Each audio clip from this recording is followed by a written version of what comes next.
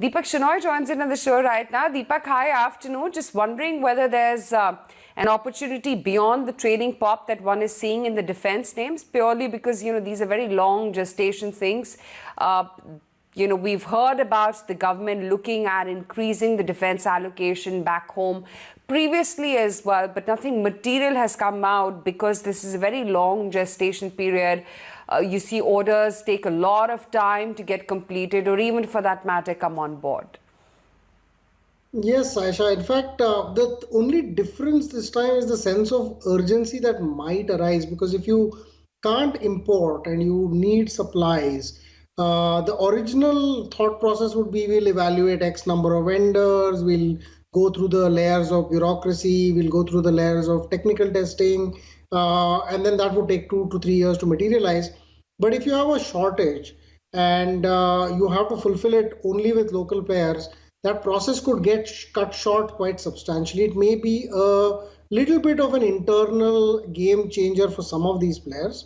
Now, having said that, it's not like everything that's getting banned from imports is immediately available with any of these companies. Some of them will have to build capacities as well. That will take some time. But I think just the fact that some of these companies are terribly undervalued over from the capacity perspective, like BEL has been coming down for a long time. It's only gone up recently. We've seen L&Ts at levels that you've seen last in say 2008 or 2009. You've seen a bunch of others in the fray that haven't really done much because infra as a platform hasn't moved much. You might just see a small readjustment. That readjustment itself could lead to significant gain. So I think the first gains notwithstanding, there's probably a lot more in this space going forward. As a disclosure, we invested in some of these companies, so obviously we're biased.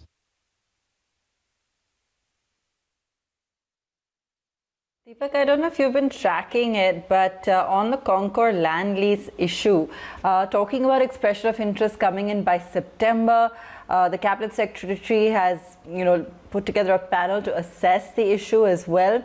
They're keen to sorting it out. I mean, at this point of time, obviously any potential investor will want clarity on that. And, the stock, though, is taking a bit of a hammering today. So I just want to get your thoughts, because on one hand, at least it's constructive. They're at least trying to find a solution, but market's clearly not reading it that way.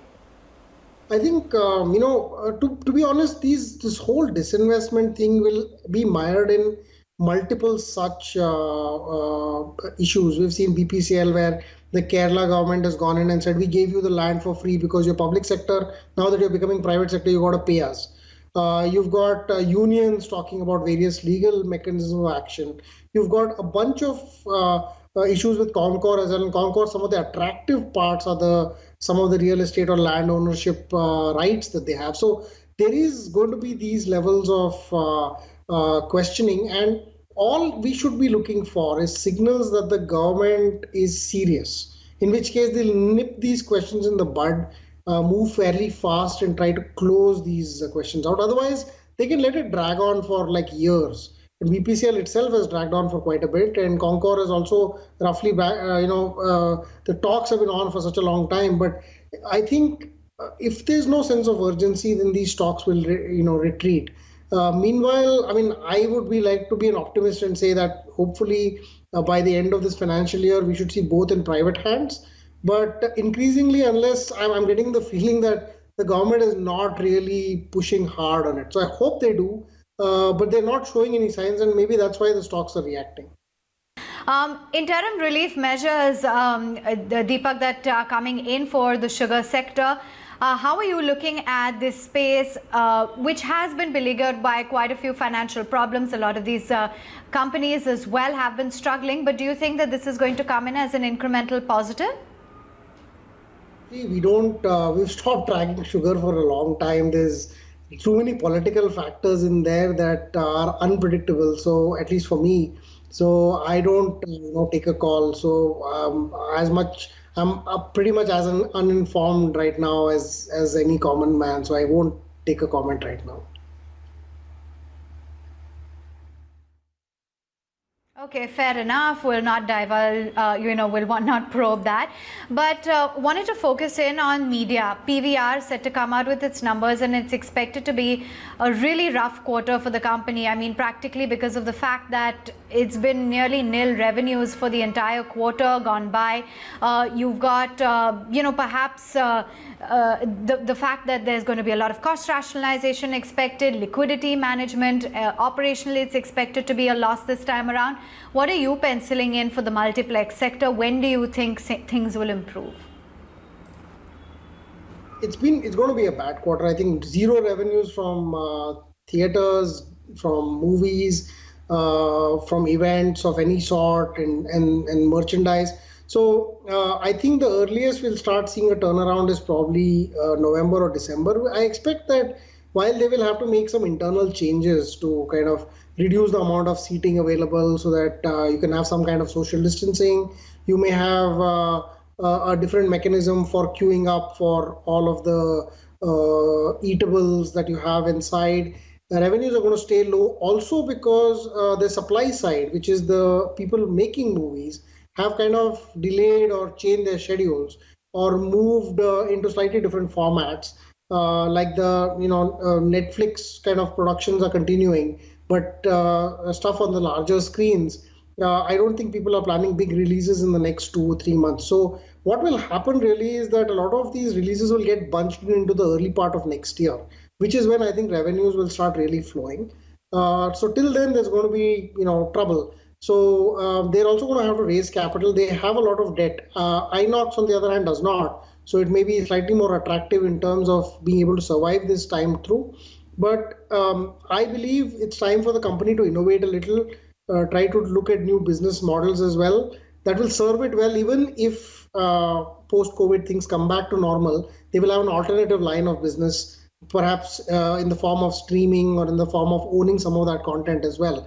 Let's hope and see something like that happens, because right now it's terribly unattractive. 2021 first quarter or second quarter is perhaps when things come back for PVR's revenues. The Solicitor General saying they've categorized companies into 3 categories. This is with reference to the AGR dues case currently in the Supreme Court, in process of filing an affidavit on the DOT's behalf as well. And a few of the things raised as coming up on your screen. They've said that in the case of Aircel, the company sought to be taken in IBC, shown spectrum as assets. Remember, this is where they're really probing whether or not these companies are still liable for AGR dues. The SG also saying, have told the NCLT that spectrum can't be owned by anyone. That's the latest coming in there. They've also asked, Supreme Court has asked, who were the operational creditors for which telco, which is currently in IBC. So they're essentially breaking down all of these details here and trying to find out. Aircel's resolution plan had been finalized, Arcom's resolution plan about to be finalized. That's what the Solicitor General has said. And they've also categorized the companies into 3 categories, as I just mentioned. So clearly the case is still ongoing. We haven't yet gotten any sort of clarity on any kind of resolution there, but just trying to understand which of the companies are liable. And in the case of Aircel particularly, they showed spectrum as assets, which Aisha, the SG, is saying that it's not something that can be owned by anyone.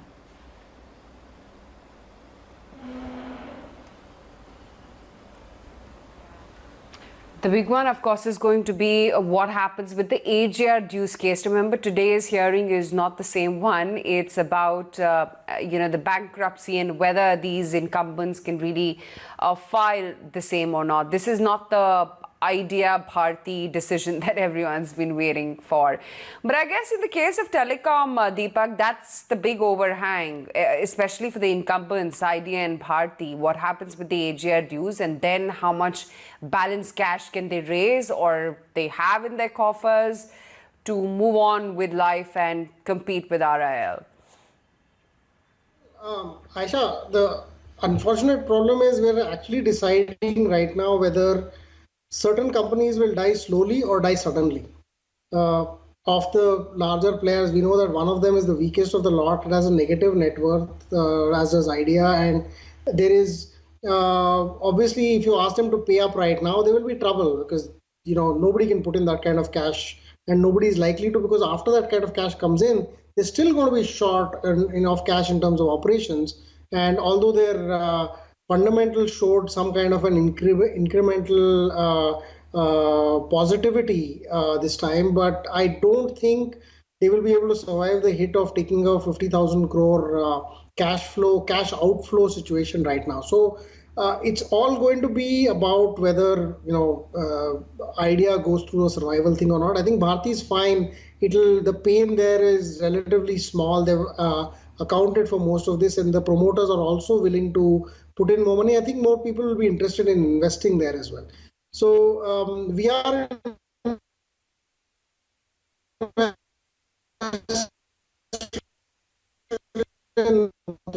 kind of evolves into a point where at least that's behind us. A lot of these stocks, I mean, Bharti at least definitely trades at much lower than it used to, even in 2007, 2008 timeframes, maybe slightly more, but ideas of course in beaten up shape. So this hearing, I think we need to get it over with, because things are going to be bad anyway. We just have to see how bad it is and then move on. Specifics will come with the decision, of course.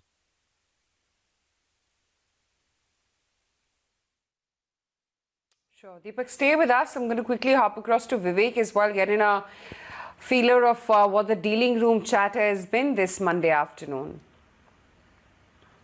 Well, it's been a steady trading session with the markets up quite steadily. It's the pharma pack as well as the metals packs that actually being the flavor of the month, especially the pharma pack. Have a look at some of the names, post the results, Divi, Cipla, all of them are surging in trade today.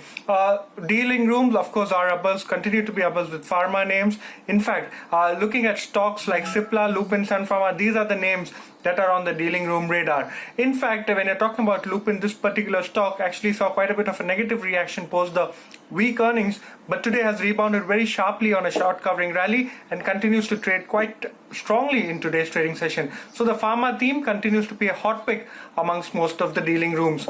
You're also talking about insurance stocks, and the insurance theme is another thing that a lot of the dealing rooms at this point of time are hearing quite a few details about, especially given the fact that the monthly numbers were out. ICICI Prudential, after a slightly weakish opening, has surged to the day's highest point. Dealers believe that this particular stock, despite the hiccups seen in the monthly numbers, could continue to do quite well. So again, ICICI Prudential is another stock that is seeing quite a bit of flows as far as dealing rooms are concerned. You're talking about the entire auto ancillary space. Tata Motors is one stock that's seen quite a bit of a re-rating post the appointment of a global CEO. You're talking about Motherson Sumi now. Motherson Sumi, quite a lot of concerns were there. In fact, the stocks are quite a bit of a heavy selling post the results. However, what we understand is that dealing rooms indicate is that majority of the selling is over in this particular stock. The stock has given a technical breakout, and dealers believe a quick trading upside cannot be ruled out for Motherson Sumi from current trading levels. Okay, thanks very much, Vivek, for giving us all of those details on some of those stocks that are buzzing within the dealing rooms. Getting a move on then, and Deepak, wanted to get in your take as to how you're looking at the entire metals basket, because there has been quite a bit of traction now being witnessed in some of the names within the metal space. Do you think that this would be a short-term move, or would you bet on the sector, some sort of a turnaround in the sector for the long haul? So one of the reasons I think that metals tends to move is commodities tend to do really well in a potentially inflationary environment, as does gold. So the high rise in gold prices recently, which perhaps have preceded all of this, has kind of caused some kind of a flutter into commodities. Also, a recovery in general typically tends to involve as infrastructure spending. A lot of companies worldwide are doing so. So there will be some demand for steel and copper worldwide. So I think given this, you might see a cycle change. It's already started to, I think, marginally. We've seen prices of steel go up. We are looking at this carefully. I haven't yet gotten into a position, but it might just be that by the end of this year, you might see the cycle having turned in terms of demand coming back for some of the base metals. Having said that, there's so much at stake with COVID, the way it progresses, and today there was a volcano that erupted in Indonesia, and you don't know where that's going to cause problems. So 2020 is a bad year for predicting anything. So I think everything is like take it as you get it. I think it's an interesting space. I'm still on the wait and watch mode. Perhaps take a call only at the end of this quarter.